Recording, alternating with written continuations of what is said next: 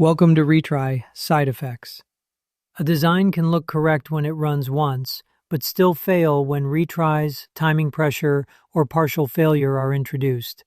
Today we are going to trace that hidden assumption, surface the failure, and then defend a correction with evidence. A single, clean run does not prove the design is safe. The real question is whether the same workflow still behaves correctly when workers fail, messages are redelivered, or state changes mid-processing.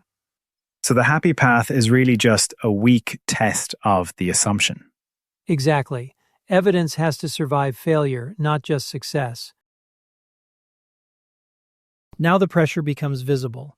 When many failed workers all retry together, the retry mechanism itself can create a load spike. That can duplicate work, slow progress, and even stall the pipeline. I used to think retry was just a harmless implementation detail. That assumption is exactly what turns retries into a design pressure on queues, workers, and shared resources. Imagine workers failing together and then retrying together. The downstream service is hit repeatedly instead of recovering gradually, so the retry queue becomes part of the failure path. So the question is not whether retries happen, but whether the system can absorb them without duplicating work. Right. If the answer depends on luck, the design is not ready. Partial success is more dangerous than a clean failure, because some real work has already happened. A worker may write a file, charge a card, or publish part of a message, then crash before finishing. Why does retry make that worse instead of better? Because the retry may repeat the side effect instead of completing it safely. If the first attempt wrote 50% of a file and then died, the next attempt may not know what was already done.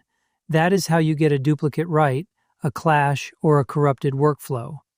So the problem is the gap between started and completed, not just the crash itself. Exactly. Make partial completion visible in the design instead of assuming it away. Retries also leave behind zombie resources, cloud VMs, temporary files, or jobs that were started twice and never cleaned up. Is the main issue cost, or is it also correctness? Both. Cost grows quietly, and operational state becomes misleading.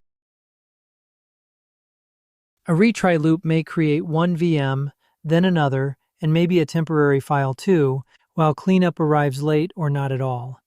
A mature design has to account for those leftovers explicitly.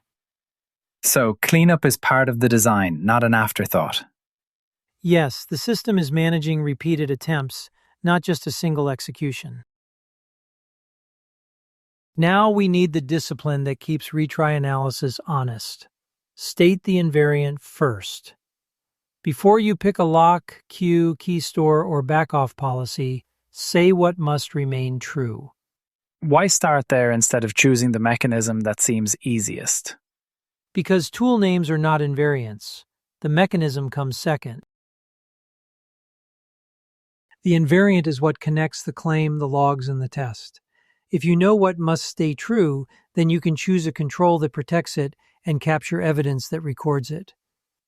So if I only defend the lock or the queue, I'm defending a mechanism instead of correctness? Exactly. That is a common mistake in design reviews. Now that we have named the invariant, think about a normal workflow. Checkout publishes a shipping event, a queue delivers it, a worker checks an idempotency store, and then the worker performs the notification before acknowledging the message. What is the design assumption being protected there?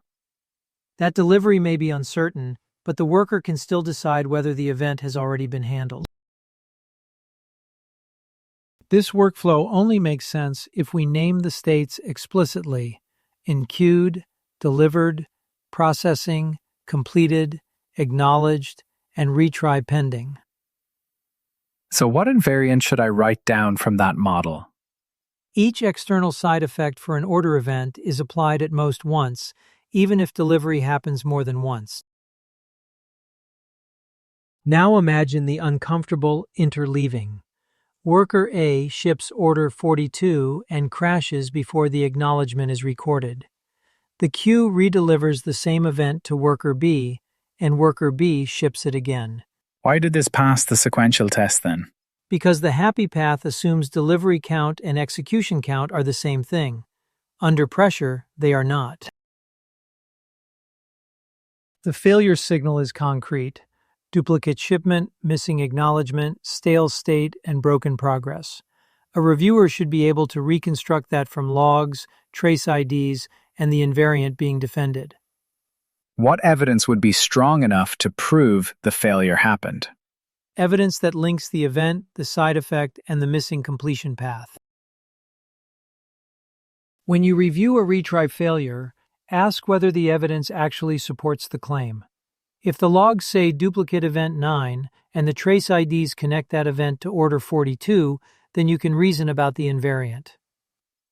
So structured logs and correlation IDs are part of the proof, not just debugging convenience. Exactly. Without them, the evidence is too vague to defend. A safer design uses idempotency keys, durable completion records, retry safe handlers, and reconciliation scans. The protected property is simple. Retried events should not inflate side effects or hide lost work.